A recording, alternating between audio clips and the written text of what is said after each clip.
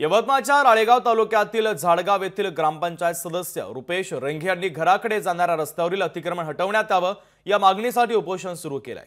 26 वर्षांपूर्वी रुपेश रेंघे यांच्या वडिलांनी ही मागणी घेऊन कुटुंबासोबत उपोषण केलं होतं। त्याचवेळी त्यांना 5 फूट रस्ता मोकळा करून देण्याचं आश्वासन प्रशासनानं दिलं, मात्र रेंघे कुटुंबाला अद्यापही न्याय मिळालेला नाहीये। त्वरित कारवाई करून अतिक्रमित रस्ता मोकळा करावा, रस्ता मिळेपर्यंत माघार घेणार नाही अशी भूमिका आता रुपेश रेंघे यांनी घेतलेली आहे।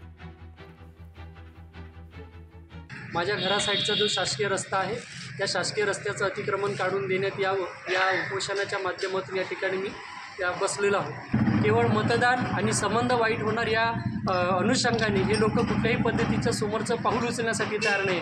ग्रामसेवक अधिकारी असो हे सुद्धा पुढील प्रक्रियेसाठी कुठल्याही पद्धतीचा निर्णय घेत नाहीये। मला जर एखादी आश्वासन देत असेल तर ते आश्वासन मी स्वीकारणार नाही। जोपर्यंत मला प्रशासकीय अधिकारी यांच्या माध्यमातून जोपर्यंत रस्त्याचं अतिक्रमण दूर करून देणार नाही तोपर्यंत मी माझं उपोषण मागे घेणार नाही। लोकशाही मराठी ऐका, पहा, जागरूक रहा।